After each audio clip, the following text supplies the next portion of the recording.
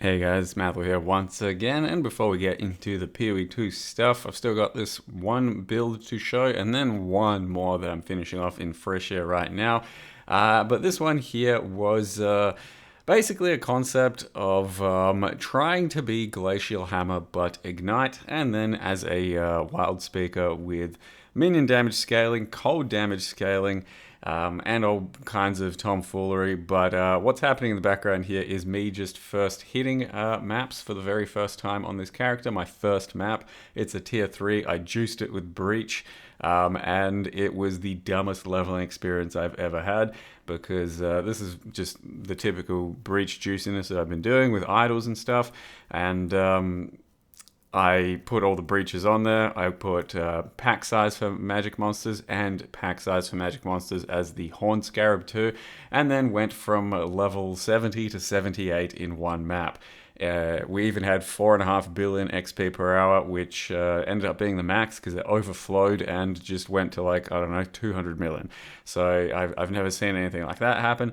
Craziest fucking shit ever for like 4 minutes of mapping 8 levels. Good stuff. So the character is kind of designed for good large scale pack size like this because it's using Beric's Respite, which is Ignite chaining kind of prolif. Unfortunately, if you experiment with this sort of stuff, when you use actual Ignite prolif and then Beric's on top of it, they kind of like counteract each other and they don't work very well because that's the big flaw in this sort of Beric's Respite thing. When things spawn on top of what you just killed, you got to reignite them because it's not a lingering type of prolif off of an enemy corpse. It's just, yeah, a big cascading chain. And the end result of this build is actually very, very similar to Viper Strike of the Mamba. Because what we're doing here and the entire concept of the build is try to get guaranteed crits from Glacial Hammer of Shattering because it's got third hit guarantees crit. I then don't scale crit at all and I get a lot of crit multi. And then just have one big hit, one big ignite that kind of chains around. It's very similar to Viper Strike and Mamba, except it scales a bit differently because we can't use low tolerance. And yeah, the end result is basically that I just created a worse version of Viper Strike of the Mamba because in the end my build has quite a lot of bells and whistles to try and make it do good things, but it ends up hitting about 15 to 20 million DPS, which is a lot worse than a Viper Strike of Mamba because that can hit dot cap with like significantly less effort. But yeah, the concept here was to be using a mace that has cold damage per dexterity and then scale cold damage with that and also use wild speaker at the same time to get minion damage for our dexterity and then convert all of that cold to fire through cold to fire gem through a pyre and then just have these big chunky ignites everywhere. I also wanted to utilize my dexterity for evasion and go for a big heavy evasion sort of build. So this character does have 95% chance to evade as well as capped block, so 75 block. So it's a two-layered defense of huge amounts of evasion, huge amounts of block, and then also the capped suppress node from the Ascendancy itself. The unfortunate truth here is that this two-layered defense doesn't feel very good because, as we discovered, these types of Beyond mobs that spawn, the pale Beyond dudes, have Resolute Technique. So mobs like that are super fucking annoying where they just counteract your entire defense and essentially I'm just left to fend them off with huge amounts of damage or my block, and it just feels bad that your evasion goes through. So typically a big evasion build does also want something like Ghost Dance, so you have a big energy shield covering it too. This one doesn't have that, and I mean it still felt very thick in most cases, it's just in some cases it didn't, and that's kind of frustrating to be nullified for most of your effort. So you can see in more vanilla style gameplay of Delve, the Beric's Respite chain is still very nice. And you can also, I guess, possibly a bit better tell that it's every third hit that we're hitting with our Glacial Hammer, that's the one that ignites, because that's the one that actually crits. I do still have something like, I don't know, 15 crits, so sometimes the first hit or the second hit will ignite, and also I'm using Ambush, where it'll give us a lot of extra crit and crit multi, and a lot of the time that first hit will be a crit as well. Because it does give us a lot more ignite damage to proc it that way. Yeah, it kind of works out. So with Delve, it was actually pretty good content. With most regular mapping, it was pretty good content. And just pretty regular, bossing is not too bad as well, because we do have about 15 to 20 mil in DPS. So you can do, pretty normal bossing. I imagine you could do some Ubers with stuff like this, but it won't be quite as simple and easy as a dot cap like a Mamba would have. And the setup on this one is a little bit more annoying as well, because I have to use a Arcanist brand for Wave of Conviction and Combustion. I have to cast my own Flammability, and then you got to ambush and press a tincture to do all of your maximum damage. So I did do a Simulacrum, got all the way to wave 15, I think it was, without dying, and then like the last wave was super toxic towards my build, and also found my first ever big voices. So I found plenty of voices that were 7s and 5s, and this is my first ever 3. Still haven't found a 1. And this 3, at the time of finding it, was worth 300 divines. I had 0 divines in my stash after building this character, so it was a pretty good pickup. And then, yeah, just did a few other random bosses, and it's pretty good for all this type of content. But, yeah, it's basically just reinforcing, once again, play the game enough, do enough endgame content, and some good things will definitely end up happening to you.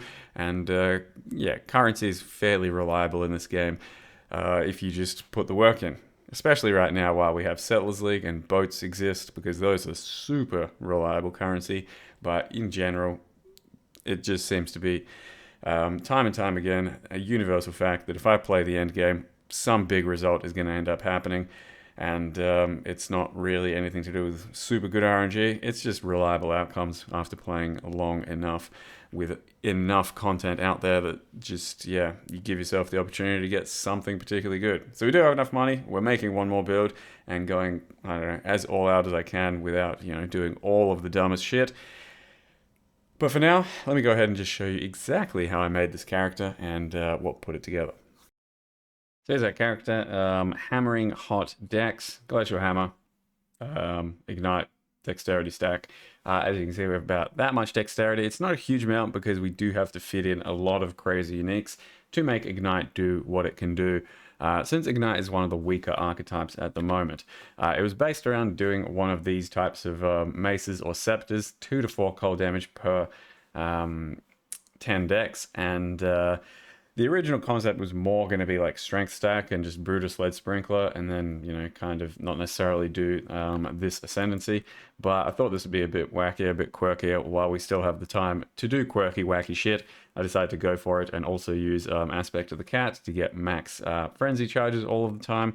And that gives us max Affliction charges while still having max Frenzy charges. So we are Frenzy stacking, we are Affliction charge stacking, we are cold damage stacking, fire damage stacking, igniting, and also crit multi-stacking with things like Marilyn's Fallacy, because we don't actually need any real crit, since Glacial Hammer of Shattering, every third successive strike is a critical strike. So that's the beauty of it, and that's why we could have this kind of concept. And also, as you can see, Glacial Hammer itself has a huge amount of base damage, so I did want one kind of big ignite build throughout this league, and I was thinking of, various things like Burning Arrow and stuff, but this actually seemed like a pretty solid concept because of how hard it can hit, and then also the third hit being a guaranteed crit. So you get all that fizz converted to cold, which my mace apparently has some fizz as well. That's just how it rolled. And then we convert all of our cold to fire through cold to fire, and pyre being qualitied up. So it's not fully converted, but as you can see, that's mostly fire damage. And then, yeah, something like 15 to 20 mil burn damage, and you just stack dexterity across the board. So it's pretty tough to do because with this type of combo, which basically facilitates good ignites, it's hard to shy away from this thing. You go Ralakesh, you go Alessia's Delight, you stack Frenzy Charges. We've also got a plus Frenzy Charge shield here. This thing was 5 Divines and then rolled it myself. We then have Dexterity stack with Fractal Thoughts. We have a little bit of Dexterity there. With a Max Frenzy glove, 100C for this glove, I think, and then using Barracks Respite for the Chain Prolif AoEs. Yeah, that's actually pretty much it for the gear. I did pick up Syndicate Garb, which had, I don't know, 50 dex for not much, fucking 100C maybe with the Fracture, and then you just use dense fossils. Oh, not dense fossils, sorry. I was using essences of greed until we get like some good evasion, and then you can finish it off with chaos res just by locking prefixes and using the chaos harvest craft. It took me 4 goes to get this chaos res, so 8 divines on that, and probably about 1 or 2 divines on actually buying and rolling the chest. So it's just the getting the suffixes that might be the expensive part.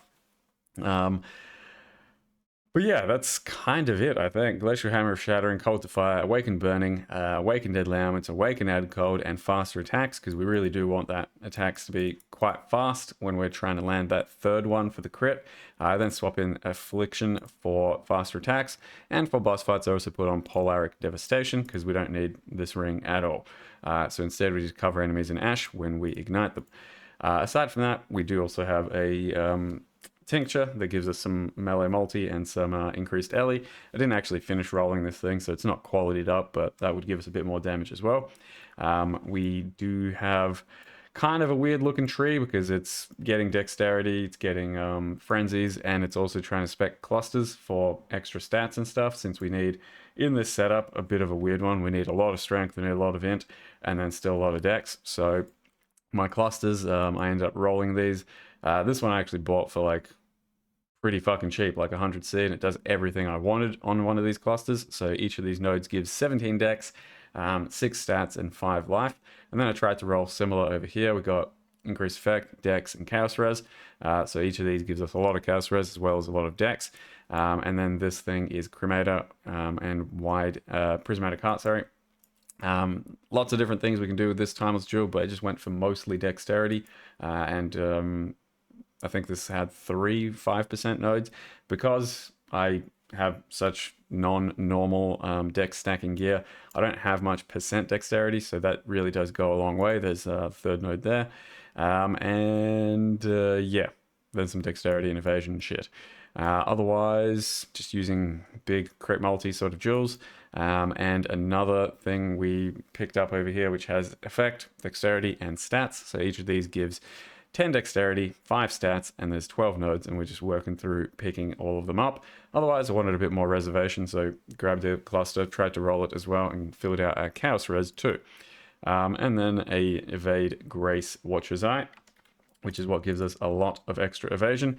So currently for mapping, I turn off Malevolence and then turn on Grace, and that's what my evasion looks like. And then, yeah, basically capped there, capped on spell block, regular block, and on Suppress.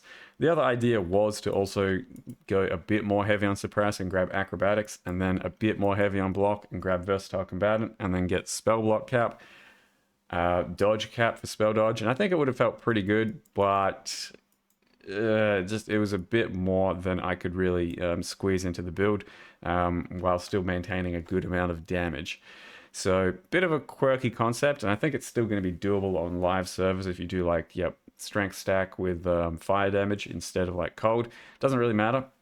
For Glacial Hammer, just stack fire, and then you don't really have to care as much about conversions or dex stack. And then you can have a much thicker character, I think. So Brutus Lead Sprinkler, Glacial Hammer, and still just stack crit multi. I think that can still work as a good Ignite melee concept. I really wanted to do some Ignite, and I wanted to do Ignite melee because I have not had a good successful one of those. I'd call this one a success. It was pretty strong, but still inferior to a similar playstyle of Viper Strike of Mamba, and still, I don't know, maybe not that worth it compared to many other builds or other ways of igniting. But that's basically the build. It took me very few hours to hit 96 on this one, like 16 hours or 15 hours. And I just played for a little bit longer after that. Breach, as always, still extremely thick and worth doing. And once again, I guess I can show that. Mostly just So they're all breach idols, mostly just extra density. Breaches in your maps have density, density, density, that sort of thing. And then breaches in your maps have increased magic monsters on the small idols. And then, yeah, use breach scarabs, magic pack size scarabs, and that's how you get that big, fast leveling. So with that, I'm going to do one more build on this event, and then we'll be probably PoE2ing for a good little while. So hopefully that was worthwhile content. Thank you very much for watching. See you guys next time.